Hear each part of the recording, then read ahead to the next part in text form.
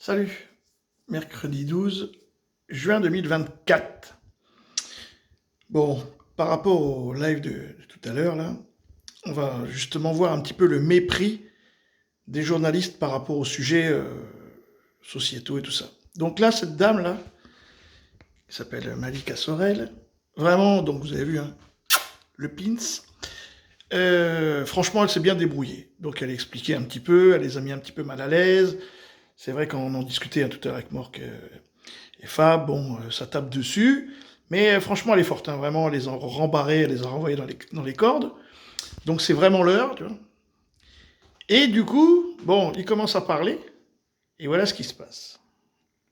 Non, mais attendez, c'est celui qui a gagné qui tend la main aux autres. Pardonnez-moi, C'est ça, et puis la question des je suis sujets. obligée de vous couper, Malika Sorel, je suis vraiment désolée. On vient d'apprendre une information de dernière minute.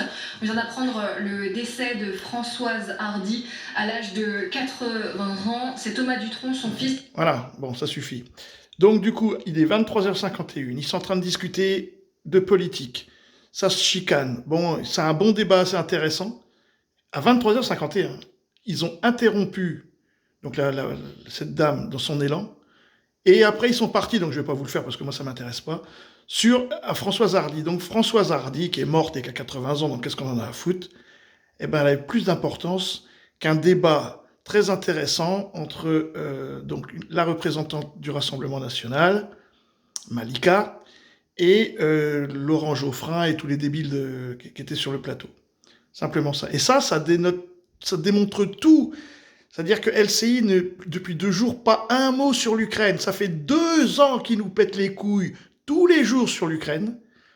Là, hop, ils sont mis sur le Rassemblement national depuis 2 jours. Ils viennent sur le plateau, ils s'expliquent. Et parce que la meuf, là, la vieille, là, de 80 ans, elle est morte, ils coupent la parole et ils embrayent. C'est même pas, ils ont dit, voilà, on fait une petite information, on continue le débat. Et puis après, non, ils lui ont coupé la parole et ils sont partis sur Françoise Hardy. La meuf, elle était zappée. Énorme. Voilà l'état de délabrement dans cette putain de société française, quoi. Salut les amis.